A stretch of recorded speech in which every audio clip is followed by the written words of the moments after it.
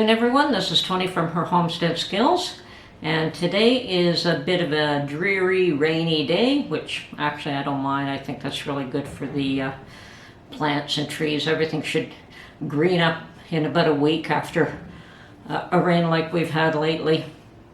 But because of that, I'm indoors today, and I'm going to do a ferment. I'm going to do a sauerkraut with red cabbage, and we don't need a mason jar.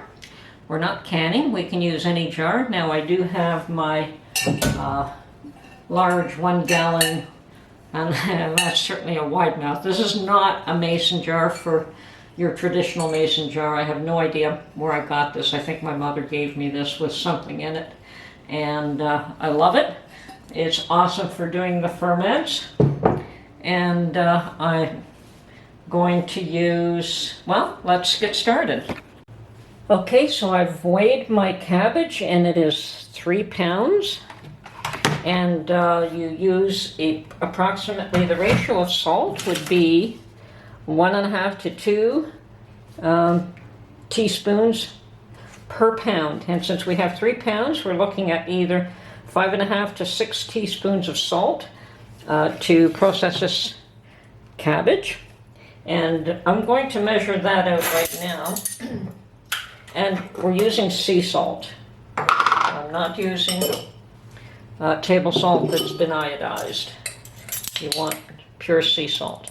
So 1/2 teaspoon, we want, how many did I say? 5.5 to 6. So I'm going to go with 6. 1, 2, 3, 4, 5, and 6. And yes, you can use too much salt, so you should be careful how much salt you do use. But for cabbage, that should be adequate. Now, I've got my mandolin, which I absolutely do not like, but it's great for this purpose. And I'm going to peel the outer layer, or 2. Yeah, that one's not nice. The rest is fine, so this one gets tossed.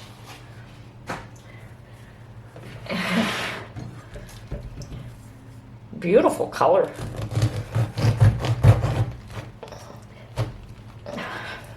Now, I have never made a red cabbage sauerkraut in the past, so this will be it. Something new for me as well.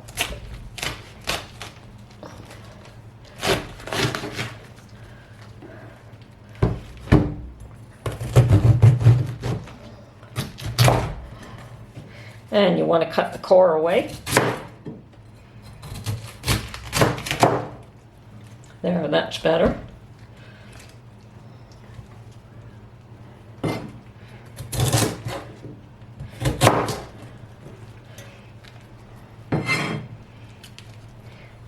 And you want to save a couple of these outer peels so that it will keep. We'll place it on the top afterwards to keep everything else underneath liquid. The trick with ferments is that everything has to be kept under the liquid.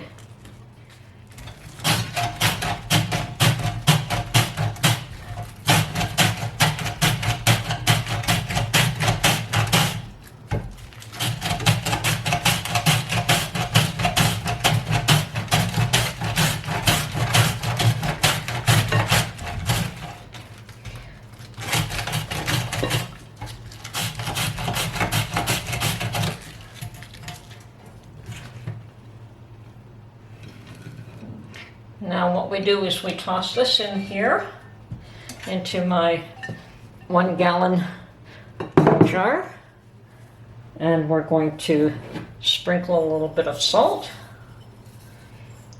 Now these larger pieces I'm going to run through my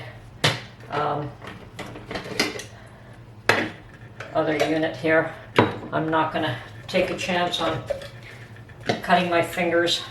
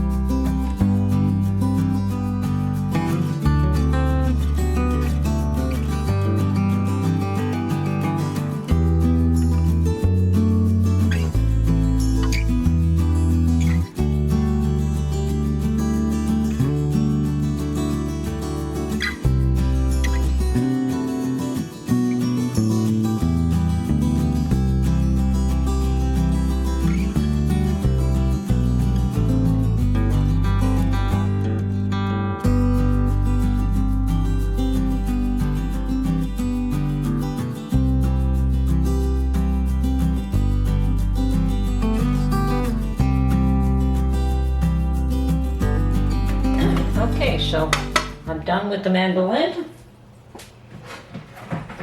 Okay, so I want to mix this all up and try and get the salt evenly distributed. And pound it down somewhat.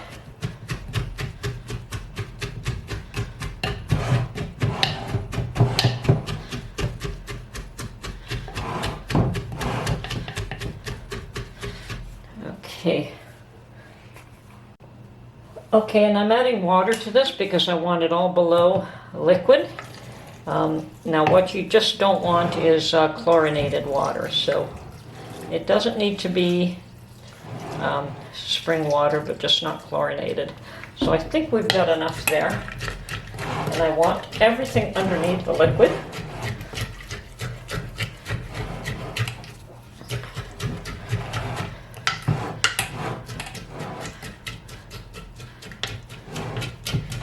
Now this is a very large jar, so I won't have to worry about it overflowing and needing something underneath it to catch the drippings. I could have put this in a half-gallon jar, but this jar is great to work with. Okay, so this is where the larger pieces of cabbage that you peeled off the outside come in handy. So what we want to do is cover the top of this whole thing. Make sure that everything is submerged under liquid.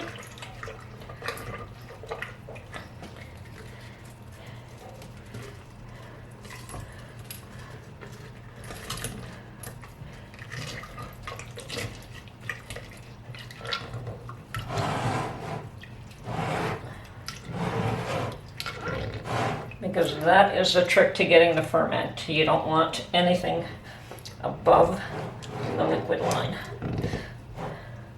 I'm sure this stuff could make a nice dye. Okay.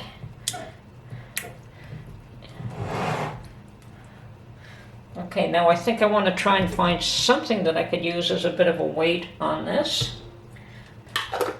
And because I don't really want the two to mix, one is tap water, one is not, I'm just putting a lid on this so that, once again, all it has to do is act as a weight. So that is absolutely perfect. Now we just put this aside, keep an eye on it, and watch it ferment over the next few days. And then we test it to see if we like it. And if it's not strong enough, we let it go for another few more days. When we're happy with it, then I'm going to take it out and put it into other jars and either put it in the fridge or I may can them. Okay, so we have completed the process of making the sauerkraut, and when it has finished fermenting, I'll likely, as I say, either can it or put it in the fridge, but more than likely put it in the refrigerator because it is just a small amount, and we'll probably go through that fairly quickly. I hope you enjoyed this video, and I'll catch you on the next one. Have a great day.